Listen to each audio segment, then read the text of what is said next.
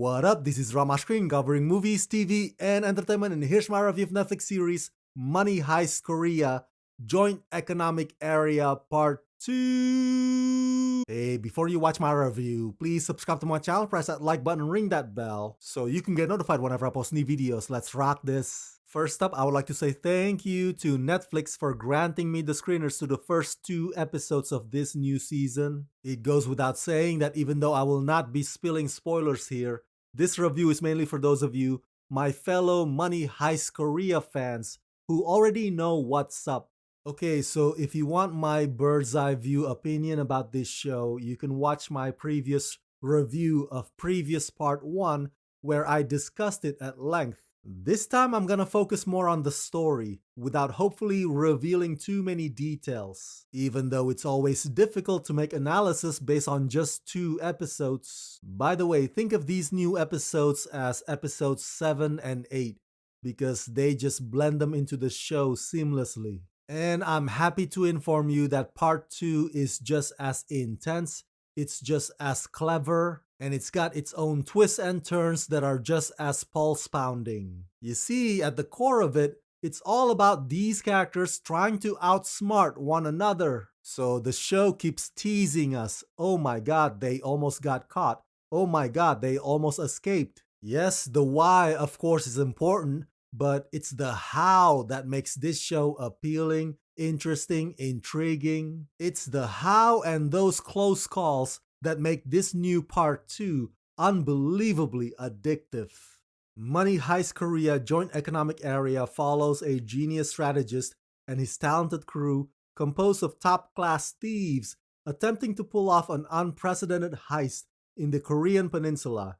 In part 2, the heist team and professor are struggling to safely escape with the money while being committed to show the world who the real thief is.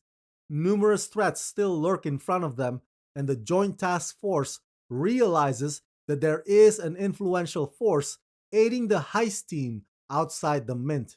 Meanwhile, a new character, Soul, appears in front of the endangered heist team. Episode 1, or Episode 7, I should say, gives you another in-depth look into Officer Cha Moo-hyuk. You know, the serious-looking dude with the glasses who's part of the Joint Task Force. Turns out, back in the day, he was a ruthless spy. Fast forward to today, his suspicion of the professor turns out to be warranted. And may I just say, for a so-called genius mastermind, the professor sure has a lot of blind spots, including in this new episode where he seemingly inadvertently lets his guard down. Now, Cha Moo-hyuk's mistake is that he's pursuing this alone, instead of having backup or letting Sun in on it. Anyway, the cat and mouse game between Cha and the professor on this episode is suspenseful and very well executed. Let's just say that both characters' strengths and weaknesses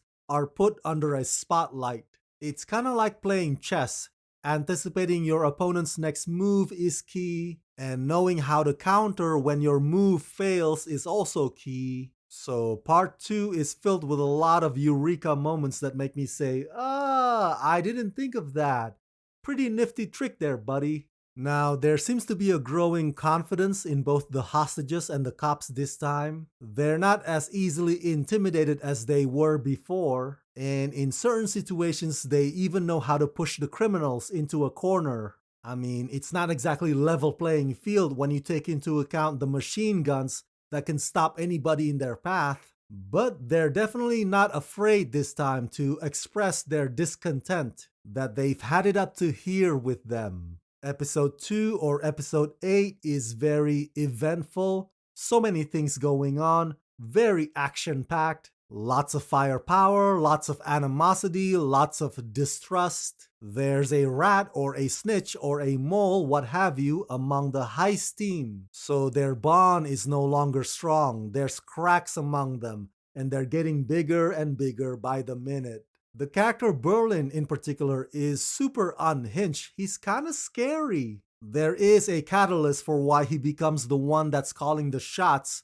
but the point is, all he does is make the situation go from bad to worse. This episode is go, go, go. It doesn't let its foot off the gas pedal. So many pins and needles moments, so many close call moments. There's a little bit of victory if you're cheering for the cops, and there's extra intensity if you're cheering for the heist team. Overall, Money Heist Korea Part 2 is consistently engaging. My eyes are glued to the screen the whole time. I find myself fully invested in these characters, even the minor supporting ones. The writers did a fabulous job of constructing the narrative and fleshing out the story to make it even more compounded than it already is. Maybe someday it will finally bug me and I'll be like, okay, this has gone on for far too long. It's getting ridiculous. Surely they need to wrap this up.